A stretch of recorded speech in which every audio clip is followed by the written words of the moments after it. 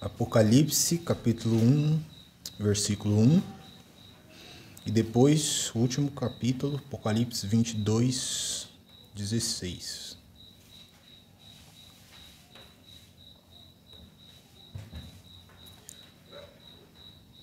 Diz assim a palavra de Deus: revelação de Jesus Cristo, ao qual Deus lhe deu, para mostrar ao seu servo as obras que brevemente devem acontecer. E pelo seu anjo as enviou e as notificou a João, seu servo.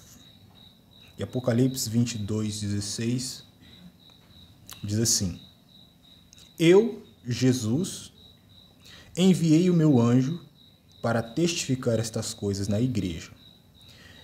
Eu sou a raiz e a geração de Davi, a resplandecente estrela da manhã. Amém.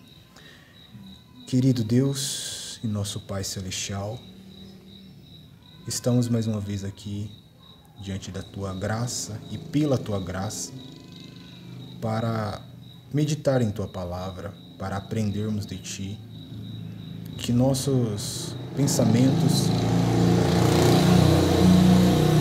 todo o nosso intelecto, nossa racionalidade seja levada cativa ao Teu Espírito e o amor de Cristo na cruz por nós, para que possamos, Senhor, humildemente, como Teus servos, aprender a Tua palavra. Te pedimos humildemente perdão pelos nossos pecados e tudo aquilo que ofende a Tua glória. Em nome de Jesus Cristo. Amém. Aqui no livro de Apocalipse, várias vezes nós vamos ver Jesus através desse anjo, que é a maneira como ele estava falando com João. Nós vamos ver Jesus falando uma frase muito repetida. Ele diz assim algumas vezes: eu sou a raiz e a geração de Davi. Outras vezes ele diz: eu sou o alfa e o ômega, o princípio e o fim. Ou aquele que era, que é e que há de vir, o Todo-Poderoso. E existem umas outras escrituras que mostram Jesus, ele sendo sim, tudo. O alfa e o ômega. O alfa e o ômega são duas letras do alfabeto grego que Jesus usou para tipificar que ele era tudo. O alfa é a primeira letra, que seria o A no ABC, no abecedário português. E o ômega é a última letra, que seria o Z nosso. Então ele falou, eu sou o A e o Z, eu sou o alfa e o ômega, eu sou tudo. Então é isso que ele está dizendo aqui, ele é a raiz e a geração de Davi, ou seja, ele vem antes de Davi, ele é a raiz, Davi veio depois de Cristo. Eu sou a raiz de Davi, eu sou a geração, eu sou da descendência de Davi também. Então ele existia antes de Davi e, segundo a carne, ele descendeu de Davi. Então é isso que ele está dizendo aqui. Só que existe um grande perigo para todos nós, e é o que nós mais vemos nesse mundo evangélico hoje, que é a interpretação isolada. Ou seja, eu cato uma determinada frase da Bíblia, eu cato um determinado versículo da Bíblia, e tem uma interpretação daquilo. Eu não busco saber se é aquilo mesmo que está dizendo, se é tudo aquilo que está sendo dito ali como foi no original escrito. Eu só cato aquele versículo, isolo ele de todo o contexto, tenho uma interpretação daquilo e começo a viver de maneira daquela interpretação que eu tive, aquela interpretação isolada. Você pode até dizer que não está errado, logicamente, racionalmente, não está errado. Só que é uma interpretação baseada em um pressuposto falso. Então isso torna a interpretação errada. Por exemplo, você vai ver muitas, quando você conversa com algumas pessoas que se dizem cristãs, pergunta para elas, o que você acha da pena de morte? O que você acha de alguém que cometeu um crime específico ser condenado à morte? E as pessoas que se dizem cristãs, elas respondem assim: olha, eu não acho certo não. Pena de morte? Não, pena de morte não. Por que você não acha certo a pena de morte? Ela vai dizer que a Bíblia diz: não matarás. Só que esse é um tipo de interpretação isolada da qual estou me referindo. Porque quando Deus deu a lei, ele não deu a lei vazia. A lei de Deus não é uma lei vazia, é somente um negócio lá para você obedecer e pronto, acabou. Não. Tem a lei e tem a consequência da lei. Então, o mandamento da lei é não matarás. E a consequência disso, se você matar, você morre. É assim que é a lei de Deus. Então, não matarás. Se matar, quem matou vai morrer. É olho por olho, dente por dente.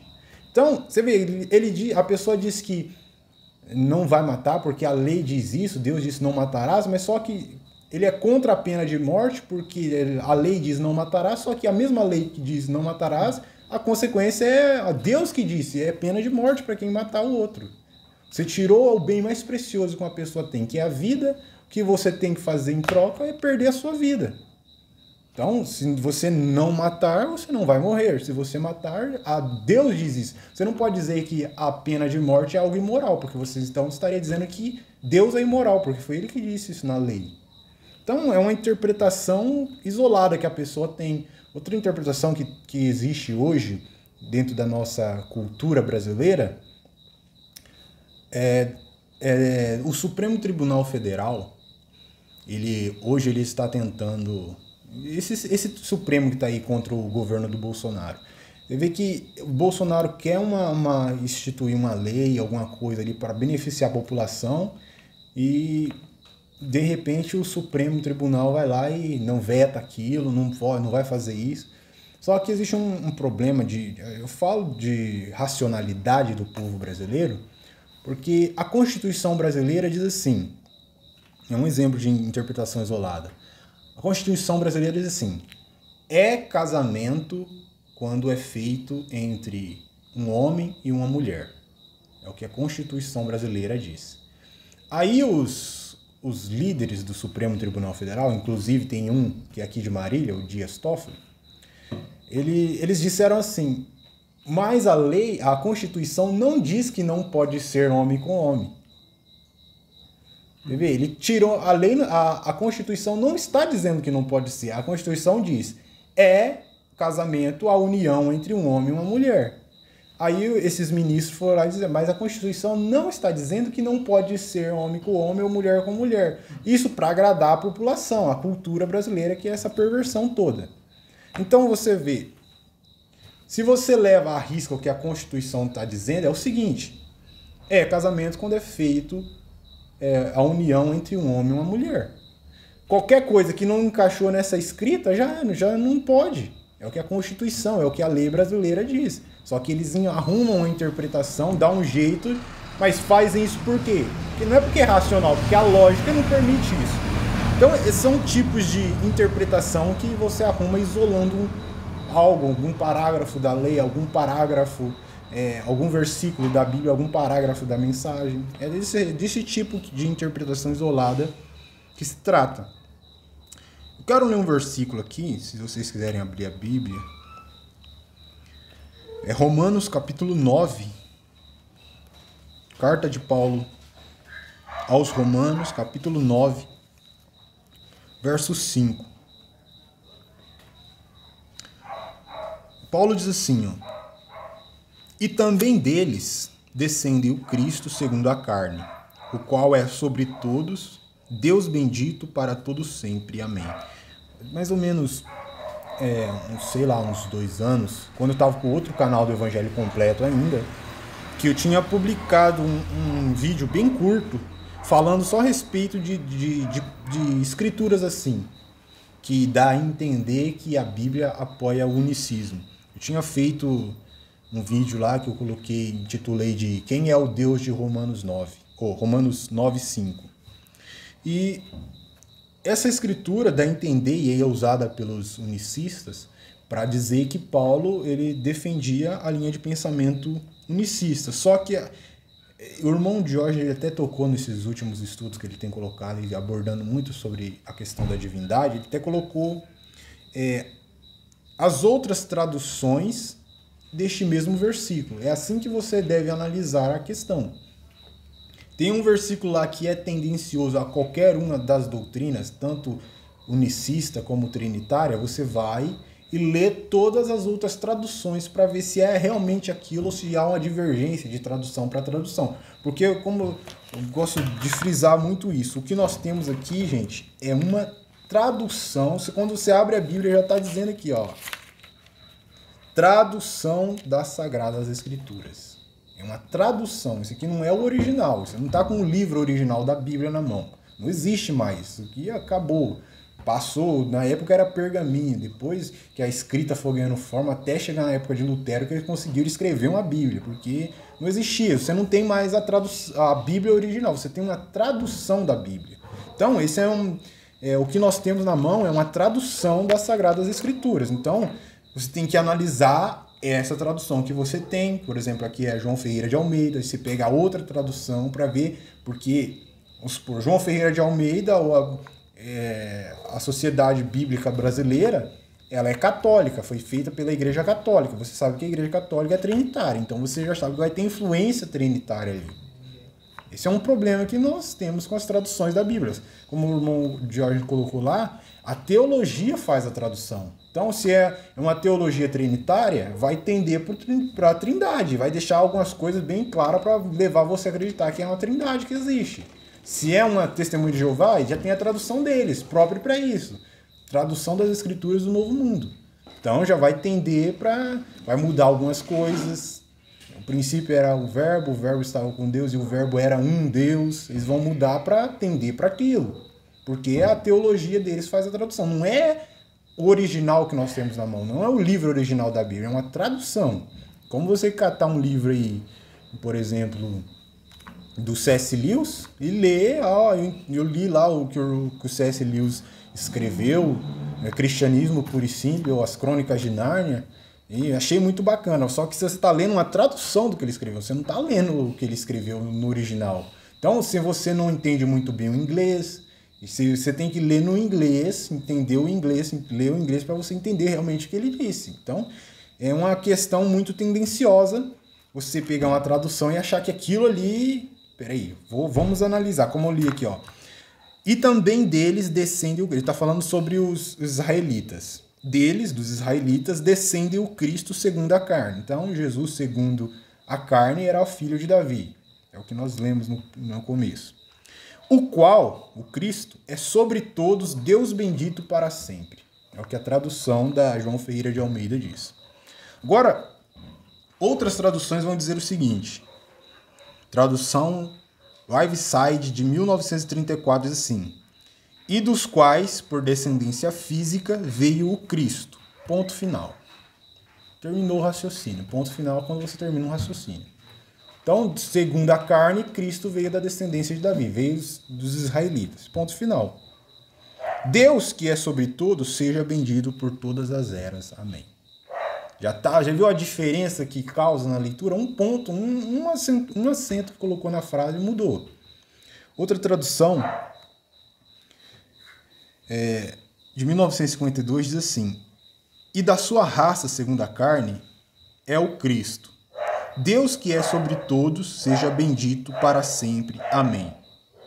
Na tradução da Bíblia inglesa, de 1961, diz assim: e deles, na descendência natural, procedeu o Messias, que Deus, o Supremo sobre todos, seja bendito para todos sempre. Amém. Na versão da Bíblia inglesa de hoje, de 1966, de hoje na época, né? De 1966, diz assim: e Cristo, como ser humano, pertence à sua raça. Que Deus, que governa sobre todos, seja louvado para sempre. Amém. E na Bíblia Americana de 1970 diz assim: e deles veio o Messias. Fala de suas origens humanas. Bendito para todos sempre seja Deus, que é sobre todos. Amém. Então, a maioria das traduções não está dizendo que Jesus é o Deus bendito para todos sempre, mas que ele veio da raça humana. Agora, Deus que é bendito para todos sempre, e seja louvado. Amém. É o que Paulo diz. Ele fez uma pequena oração aqui. Ele concluiu o raciocínio que ele vinha falando de Cristo, concluiu o raciocínio e louvou a Deus. Uma frase, uma oração de Paulo aqui. É isso que a tradução está dizendo. Quando você cata todas e não fica só com uma. Agora, por que você acha que os pastores da mensagem, a que bíblica ele mais gosta é essa do João Ferreira de Almeida? Que é a tendência trinitária. Porque já vai dizer isso, é o que ele quer ouvir. Vou procurar uma tradução que se encaixa perfeitamente com o que eu acho que é a teologia do irmão Branda. E aí, você tem. Então, eles têm um entendimento e pega isso e vai embora. E olha só que o meu assunto aqui é esse aqui, ó. Eu ainda cometi um erro feio aqui, né? Alguém percebeu? Mas deixa quieto. Jesus Cristo é o mesmo ontem, hoje e eternamente. É o que nós lemos no português. Ou no inglês, o irmão Morão falava: Jesus Christ is the same yesterday and eternity or forever. É uma pergunta. Como que você acha que o irmão Brana pronunciava essa frase de Hebreus 13:8 no inglês? Ele terminava a frase com eternal, que significa eternamente, ou forever? Para sempre. Eu acho que é eternamente. Eternamente? É o seguinte, vou concluir primeiro o raciocínio aqui, depois eu falo dessa questão. Hebreus 13:8 diz assim: Jesus Cristo é o mesmo ontem, hoje e eternamente. Isso em quase a maioria das traduções, na maioria das traduções da Bíblia em português vai dizer eternamente. Quando você cata qualquer mensagem do irmão Brana e tenta ler ela, a primeira coisa que você vê é o título na capa, embaixo vai estar escrito a tradução daquele título e quem foi que pregou. Então, a maioria das vezes você vai ler assim, está escrito, você cata lá a mensagem: Jesus Cristo é o mesmo ontem, hoje e eternamente, do irmão Brana. Embaixo assim vai estar o título em inglês. Aí você lê o título e vai estar Jesus Christ, ou aqui tem um S, né, que eu errei, não esqueci de colocar. Jesus Christ is the same, the yesterday and forever. Para sempre. Ele não usava essa palavra, eternal. Ele usava forever. Só que nas traduções da mensagem que foram feitas por português, eles traduziram forever por eternally, como eternamente, não como forever, que é a junção de duas palavras, for, para, e ever, sempre. Forever, para sempre, ele traduziu por eternamente. E você vai pegar e conversar com qualquer unicista, eles vão usar essa tradução que a gente tem, que diz eternamente e não forever, para justificar que ali está falando que Jesus Cristo é do Deus eterno. Então, e vão ter até dentro mesmo das sermões do irmão Brana parágrafos dele dizendo isso. Por exemplo, no sermão que ele pregou, Deus identificado por suas características, de 1964, parágrafo 96. O irmão Brana diz assim, ó: e a Bíblia disse em Hebreus 13:8 que Jesus Cristo é o mesmo ontem e hoje e eternamente. Portanto, agora vem a interpretação do irmão Brana, portanto, ele é o Deus imutável. É o que o irmão Brana disse. No livro Uma Exposição das Sete Eras, a visão de Patmos, ele diz assim: Jesus Cristo é o mesmo ontem e hoje e eternamente, o Deus imutável em sua essência e em seus caminhos. Nesse mesmo livro, agora na parte a revelação de Jesus Cristo, ele diz assim: deixe-me lhe mostrar outra razão pela qual Satanás odeia este livro, de Apocalipse de Jesus Cristo na igreja.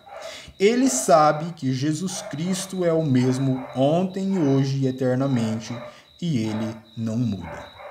Então, você vai ver que os crentes da mensagem, então os unicistas, eles vão pegar essas citações do irmão Brana que ele está dizendo aqui, que foram traduzidas por eternamente, quando ele diz forever, e vão dizer aqui, ó, aqui é a prova que Jesus Cristo é Deus, que ele é o próprio Deus, que ele é o Pai.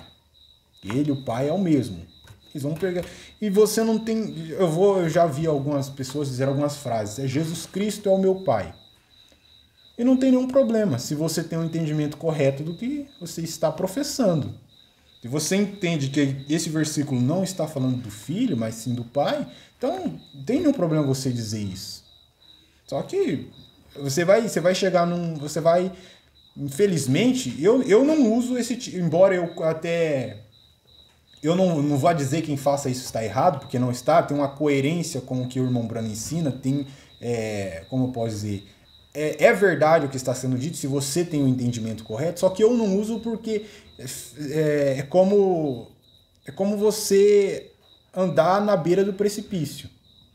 Porque uma coisa que você fala e outra pessoa ouve e não entende muito bem, vão dizer, você então é nuncista. Porque se você disser que aqui Hebreus 13:8 está falando sobre Jesus, que é o que Paulo diz, Jesus Cristo, está falando de Jesus Cristo. Se você disser que está falando sobre Deus, o Pai, vai estar tanto certo, tanto no entendimento correto, como que um unicista que vê, então nós vamos ficar de mão dada, que eu também concordo com isso. Ele também vai dizer que está falando sobre Jesus Cristo, que ele é Deus, que ele é o Pai. Então, tipo assim, não está errado se você tem um entendimento correto, mas é muito perigoso se algum unicista ouvir isso. Que você vê, se você dizer Jesus Cristo é o meu Pai, o unicista ouvir isso, ele também vai concordar. Só que você tem um entendimento totalmente diferente do dele. Só que ele não vai. Ele fala, mas eu concordo com o que você está dizendo. Então, só que qual é o problema aqui? Essa palavra que foi traduzida, que o irmão Brano não usou eternally ou forever, ele usou no caso forever, para sempre, e não eternamente, dá a entender que é eterno, sem princípio, sem fim. É isso que os unicistas pensam. Outro sermão do irmão Brana, Por que clamas? Fala. Parágrafo 48, ele diz assim: agora, se Jesus Cristo é o mesmo ontem e hoje eternamente, ele não muda, então ele terá que agir em sua igreja. Então, agora, quantos sabem que Cristo é o Espírito de Deus? Todos nós sabemos isso. Satanás também sabe. Ele acabou de dizer aqui que Satanás odeia o livro de Apocalipse por isso. Ele é ungido. Jesus era o ungido. E é aí onde as pessoas que acreditam em 3 ou 4 deuses diferentes se confundem. Vê? Deus é um espírito. Agora, por favor, quando você pensa em Deus é um espírito, não entenda como alguns unicistas aí já criticaram a gente, achando que Deus é um, sei lá... Uma fumaça. Um espírito, um fantasma, sei lá, alguma coisa... Um espectro, alguma coisa tipo assim de... Ele é espírito, ele é invisível, só que ele não é pessoal, ele não é um homem, uma pessoa. Ele é um ser espiritual. O que o irmão está dizendo, Deus é um espírito, é que Deus, ele é um ser espiritual. Ele é espírito. Existem os espíritos, essas coisas, entidades e tudo mais, só que Deus não é classificado com esse tipo de espírito, como esse tipo de coisa. Deus é um espírito. Jesus foi o corpo no qual o Espírito de Deus habitou, o fez Emanuel, Deus. O tabernáculo na terra, ele era Deus. O que o irmão Brano está dizendo sobre Jesus. Jesus Cristo era Deus, mas ele era o Filho de Deus. Sua carne era o Filho de Deus, porque Deus a criou, mas por dentro ele era Deus. Então, esse sermão que eu citei aqui, esse por último, os unicistas abraçam isso de mão cheia. É tudo que eles mais... Aqui eles resumem o que eles acreditam sobre a divindade. Esse parágrafo 48 aqui. Não, eu acredito que Jesus era o Filho de Deus. O corpo, Deus criou, era o Filho. É o que o irmão Brana disse. E Deus era o Espírito que estava dentro dele. Então, o Filho e o Pai junto é um Deus. É um Deus que eu acredito. É isso aí. Esse Jesus Cristo é o mesmo hoje, ontem e eternamente. Então, aqui resume-se o que é o unicismo. É basicamente pegar esses sermões aqui, 4 sermões, e pronto. Só que isso não é tudo que o irmão Brano ensinou sobre a divindade. Isso é um problema. Então, quando você pega essas traduções que foram feitas da Bíblia, que diz lá, Jesus Cristo é o mesmo ontem, hoje, eternamente, como essa aqui, que é a tradução católica, tradução tendenciosa à Trindade, quando você compara com outras traduções, que nem nós fizemos agora com Romanos 9:5, por exemplo, na NVI, nova versão em inglês, Hebreus 13:8 diz assim, ó, Jesus Cristo é o mesmo ontem, hoje e para sempre. Não está eternamente. Na tradução da Bíblia Ave Maria, que é uma tradução até católica, mesmo assim, diz assim, Jesus Cristo é o mesmo ontem, hoje e por toda a eternidade. Na tradução da Bíblia, que eu acho que é a melhor tradução, que é a JFAI, que é a interlinear, que é aquela que vem, que é muito boa para estudo, que ela vem com a palavra que foi escrita em grego e a tradução em português. A palavra em grego, tipo Jesus, a palavra em grego em Jesus e a tradução em português. Cristo, a palavra em grego, Cristo, e a tradução é a melhor. Você vai comparando uma palavra grega e a outra em português. A interlinear, ela diz assim, Jesus Cristo ontem e hoje é o mesmo e o será para sempre. É isso que o versículo está dizendo. Então, quando o irmão Brana lia, ele falava forever, para sempre, como está nas outras traduções, como está na King James, como está na Scofield, que é as duas Bíblias que ele mais gostava. Só que, infelizmente, fizeram as traduções, tanto da Bíblia no português como das mensagens, vieram por eternamente. Foi uma interpretação que fizeram, claro, tanto a Trindade quanto o unicismo aqui no Brasil. Então, não tem nenhum problema, como eu disse, você interpretar Jesus Cristo é o mesmo ontem, hoje, eternamente, como está falando do Pai, de que aqui é o próprio Deus, que é o mesmo ontem, que não muda. Não tem nenhum problema você usar essa interpretação, só que, como eu disse, os unicistas também concordam com isso. Eles acreditam que Jesus Cristo é o Pai, que Ele é Deus, que Ele é o único Deus. Hoje a Cida até, eu estava mexendo no Facebook, e o pastor Afonso Hidalgo publicou lá, eu tenho toda a certeza da minha vida que Jesus Cristo é meu único Deus. Aí eu ia assim, eu falei, mas por que você está dizendo isso agora, né? Ué, com tantos anos de ministério, agora que você vai ter certeza disso, ué? Você fica pensando, mas por que ele está dizendo isso? Porque você vai acompanhando, ele tem o irmão de hoje no Face também, né? Você vai acompanhando o que foi dito essas semanas por aí, vai ver, com certeza a máscara vai cair uma hora. Então, como eu disse, não tem nenhum problema você usar esse tipo de interpretação. Eu, particularmente, toda vez que eu vejo na Bíblia escrito Jesus Cristo, embora essa é uma única passagem que você possa se referir ao Pai de Jesus, que é o nome dele também é Jesus, eu sempre refiro ao Filho. Porque aí sim eu particularmente evito esse tipo de interpretação por parte dos unicistas.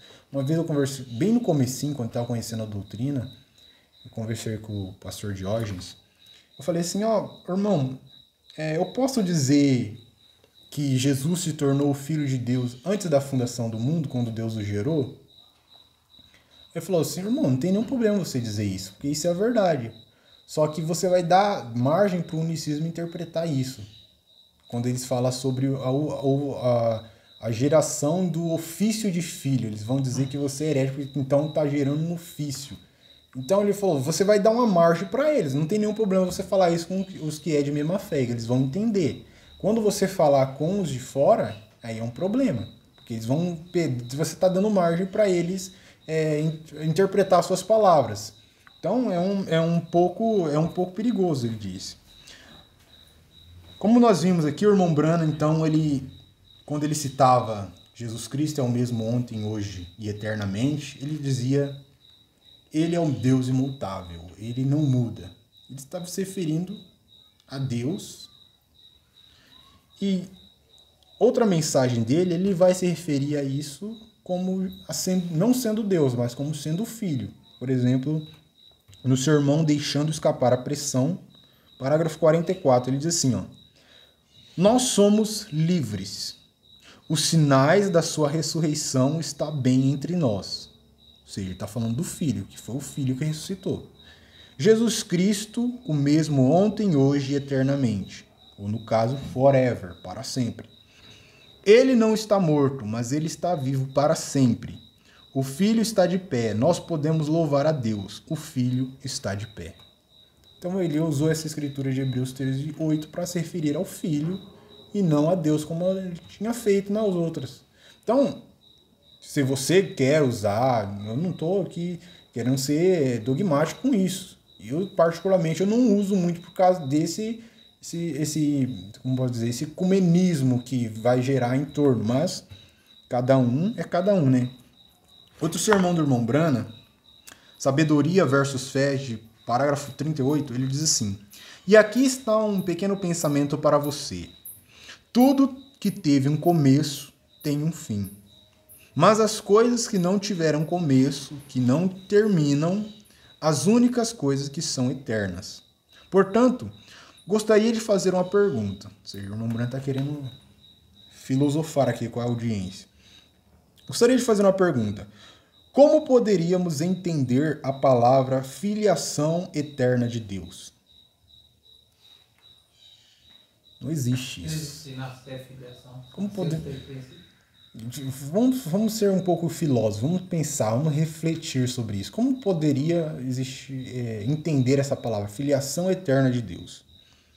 Ele diz assim, se ele era filho eterno, como poderia ser um filho e ser eterno?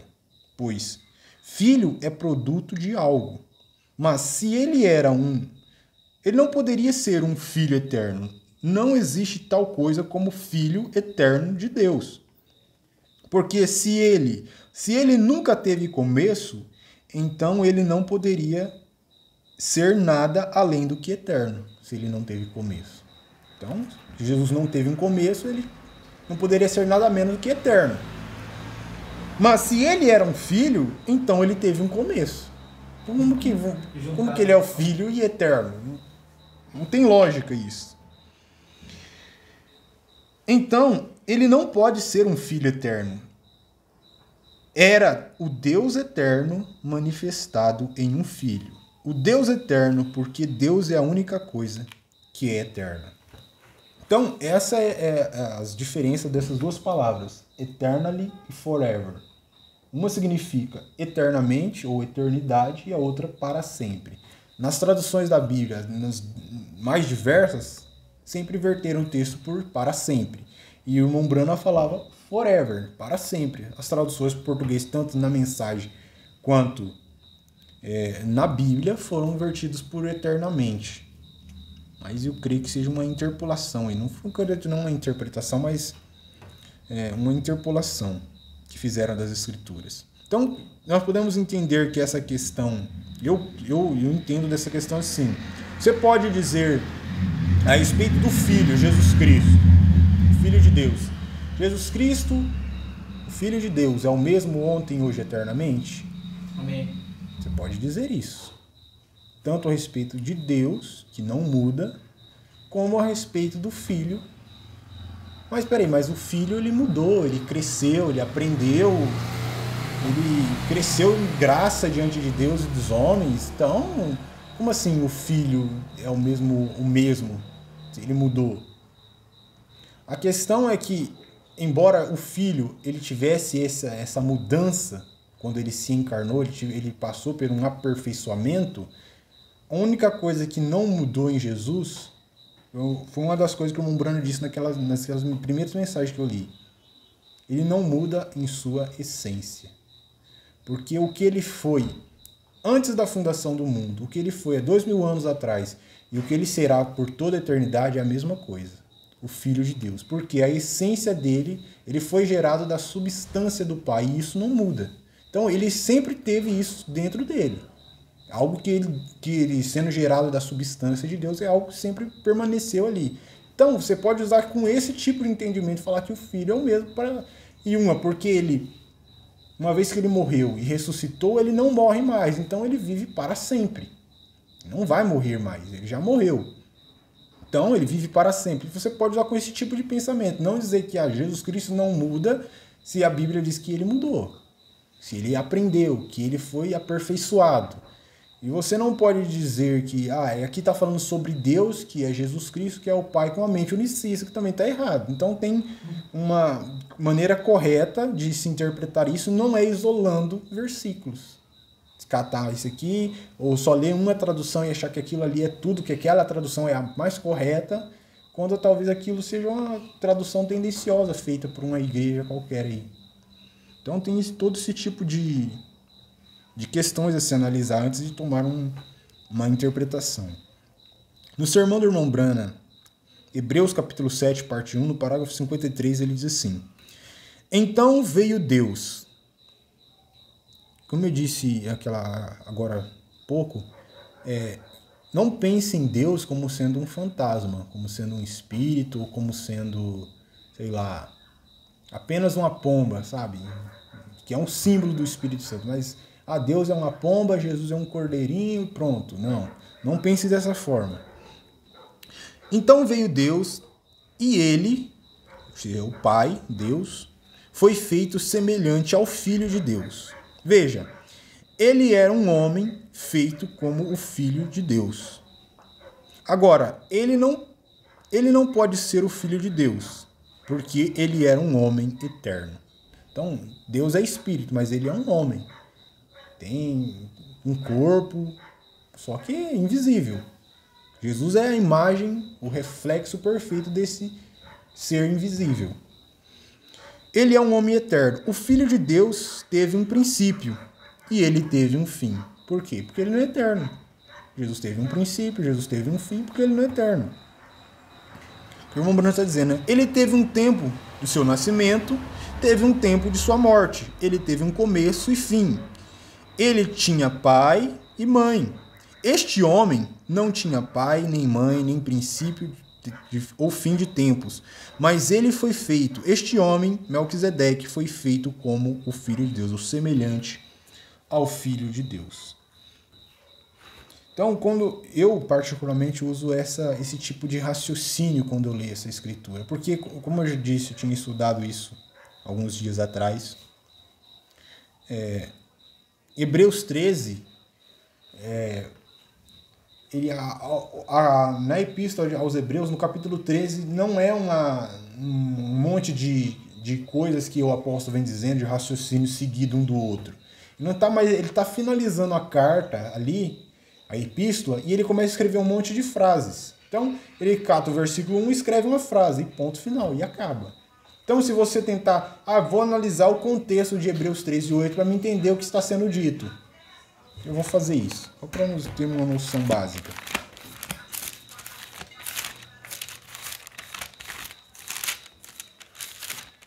Hebreus 13, é o último capítulo de Hebreus.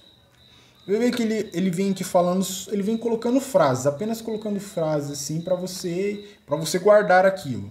Versículo 1 diz assim, seja constante o amor fraternal. Ponto final. É uma frase. Aí ele começa o versículo 2. Não negligenciais a hospitalidade, pois alguns praticando-a sem saber acolheram anjos. Ponto final. É outra frase. Versículo 3. Lembrai-vos dos encarcerados, como se presos com eles, dos que sofrem maus tratos, como se fossem, com efeito, mesmo vós mesmos em pessoa fosseis maltratados. Ponto final. Versículo 4. Digno de honra entre todos seja o matrimônio, bem como o leito sem mácula, porque Deus julgará os impuros e adúlteros. Ponto final. Versículo 5. Sejam a vossa vida sem avareza, contentai-vos com as coisas que tendes, porque ele tem dito, de maneira nenhuma te deixarei e nunca, jamais te abandonarei. Ponto final. Aí verso 6. Assim afirmemos confiantemente, o Senhor é o meu auxílio, não temerei que me poderá fazer o homem. Ponto final. E 7, que é o versículo antes, ele diz assim, lembrai-vos dos vossos guias, os quais vos pregaram a palavra de Deus e, considerando atentamente o fim de sua vida, imitai a fé que tiveram. Ponto final. Então, se você tentar contextualizar, o que é contextualizar? Você catar o versículo que vem antes e o versículo que vem depois. No versículo 9, ele vai dizer assim, não vos deixei envolver por doutrinas várias e estranhas, porquanto o que vale é estar o coração confirmado com graça e não com alimentos, pois nunca tiveram proveito os que com isso se preocupam. Então você vê que ele falou no versículo anterior dos guias, dos pastores que falaram a palavra de Deus, e no versículo depois falou sobre doutrinas várias estranhas. Então você pode entender no contexto de Jesus Cristo é o mesmo hoje, ontem, eternamente, que ele está falando de pessoas que deturpavam essa questão de Jesus não ser ou não existir para todo sempre. Que na tradução correta seria ele é o mesmo hoje, ontem, para sempre. Então, basicamente no contexto é isso. E aí quando você vai ver o que Paulo escreve, por exemplo, aos Romanos, capítulo 6, verso 9, ele diz assim: sabedores de que, havendo Cristo ressuscitado dentre os mortos, já não morre, a morte já não tem mais domínio sobre ele. Então, ele vive para todo sempre. Então, existiam algumas pessoas nessa época que criavam doutrinas dizendo, não existe ressurreição, não existe essa coisa de ressurreição, e Cristo não ressuscitou dos mortos. Então, Paulo vem e adverte, Jesus Cristo é o mesmo ontem, hoje, eternamente, ou seja, ele é o mesmo hoje, ontem, hoje e para sempre. E essas pessoas que disseram para você que ele não ressuscitou, que não existe ressurreição, está mentindo. Tomem cuidado com essas várias doutrinas estranhas que têm surgido. É praticamente sobre isso que Paulo, o escritor aos Hebreus, ele está falando aqui. Eu quero terminar lendo o capítulo 15, que ele vai tocar nesse assunto. Ele diz assim: irmãos, venho-os lembrar-vos o evangelho que vos anunciei, o qual recebestes, no qual ainda perseverais, porque por ele também sois salvos, pelo evangelho. Se retiverdes a palavra, tal como vô-la preguei, a menos que tenhais crido em vão. Antes de tudo, entreguei o que também recebi. E ele vai definir o que é o evangelho. Tudo que está fora do que ele definir aqui não é o evangelho. Que Cristo morreu pelos nossos pecados, segundo as Escrituras, e que foi sepultado e ressuscitou ao terceiro dia, segundo as Escrituras. Isso é o evangelho. Qualquer coisa que, mas é isso que Cristo fez e mais alguma coisa. Não é o evangelho. Já isso aí, se você acredita nisso, você está indo para o inferno. E apareceu a Cefas e depois aos 12. Depois foi visto por mais 500 irmãos de uma só vez, dos quais a maioria sobrevive até agora. Porém, alguns já dormem. Depois foi visto por Tiago e mais tarde por todos os apóstolos. E, afinal, depois de todos, foi visto também por mim, como por um nascido fora de tempo. Porque eu sou o menor dos apóstolos, que mesmo não sou digno de ser chamado apóstolo, pois persegui a igreja de Deus. Mas pela graça de Deus sou o que sou, e a sua graça, que me foi concedida, não se tornou vã, antes trabalhei muito mais do que todos eles. Todavia, não eu, mas a graça de Deus comigo. Portanto, seja eu ou seja eles, assim pregamos e assim crestes no Evangelho. Ora, se é coerente pregar-se que Cristo ressuscitou dentre os mortos, como, pois, afirmam alguns dentre vós que não há ressurreição dos mortos? E se não há ressurreição dos mortos, então Cristo não ressuscitou. E se Cristo não ressuscitou, é vã a nossa pregação e vã a nossa fé. Isso foi o que Paulo definiu com o Evangelho. Cristo morreu por nossos pecados. Isso que ele definiu é o Evangelho. Como eu disse, qualquer coisa fora disso não é o Evangelho. A pessoa que acredita, qualquer interpretaçãozinha que colocar ali, um fermentinho do fariseu ali, ela vai para o inferno. Não importa se é a minha mãe, se é meu pai, se é meus irmãos, se sou eu, não importa. Qualquer coisinha que colocar ali, a pessoa já não tem o Evangelho, já deturpou a mensagem, como Paulo disse. Eu estou maravilhado, falou para os Gálatas, estou maravilhado de vós que tão depressa fugiste daquilo que eu entreguei. O Evangelho que foi pregado, ainda que mesmo um anjo descesse do céu, que seja maldito. Então ele definiu aqui para nós, no versículo 4, o que era o Evangelho. E aqui ele faz no versículo 14, ele faz uma outra repreensão. E se Cristo não ressuscitou, é vã a nossa pregação e vã a nossa fé. Ou seja, não tem valor nenhum. É vã você acreditar em Deus, não adianta de nada. Só que aí é o que surge. Se Cristo não ressuscitou, como? Como ele definiu, segundo as Escrituras. Então, se Cristo ressuscitou, ele tem que ressuscitar conforme as Escrituras. Se você tem uma interpretação como as Testemunhas de Jeová tem, que Cristo ressuscitou, mas não como a Escritura diz que ele ressuscitou, é vã a nossa fé. E, como Paulo vai dizer aqui, ó, se Cristo não ressuscitou, é vã a nossa pregação e vã a nossa fé, e somos tidos por falsas testemunhas de Deus. Então, quando as Testemunhas de Jeová dizem, Cristo ressuscitou, mas somente de uma forma espiritual, o que eles estão dizendo? Nós somos falsas testemunhas de Jeová Deus. Porque ele não crê no como Cristo ressuscitou segundo as Escrituras. Eles mesmos se condenam com a Bíblia. Porque temos asseverado contra Deus que ele ressuscitou a Cristo, o qual não ressuscitou. Ou seja, você está chamando Deus de mentiroso. Você está dizendo, porque se Cristo não ressuscitou, você está dizendo que Deus ressuscitou a Cristo, sendo que não ressuscitou. Então você está chamando ele de mentiroso. Se é certo que os mortos não ressuscitam, por quê? Se os mortos não ressuscitam, também Cristo não ressuscitou. E se Cristo não ressuscitou, é vã nossa fé e ainda permaneceis nos vossos pecados. Ou seja, você não foi justificado se Cristo não ressuscitou. Você está ainda condenado. E ainda mais, os que dormiram em Cristo perecerão. E se a nossa esperança em Cristo se limita apenas a esta vida, somos os mais infelizes, os mais miseráveis de todos os homens. Se você conta com Cristo só para essa vida, para ele te dar uma casa boa, um carro bom, você é um miserável, segundo Paulo. Mas, de fato, Cristo ressuscitou dentre os mortos, sendo ele as primícias dos que dormem. Visto que a morte veio por um homem, também por um homem veio a ressurreição dos mortos. Porque assim como em Adão todos morreram, assim também todos serão vivificados em Cristo. Cada um, porém, por sua própria ordem. Cristo e as primícias, depois os que são de Cristo na sua parúzia. E então virá o fim, quando ele entregar o reino a Deus e Pai, e quando houver destruído todo o principado, bem como toda potestade e poder. Porque convém que ele reine até que haja posto todos os inimigos debaixo dos pés. E o último inimigo que há de ser destruído é a morte, porque todas as coisas sujeitou debaixo dos pés. E, quando diz que todas as coisas estão sujeitas, certamente exclui aquele que lhe sujeitou todas as coisas. Quando, porém, todas as coisas estiverem sujeitas, então o próprio Filho também se sujeitará àquele que lhe sujeitou todas as coisas, para que Deus seja tudo em todos.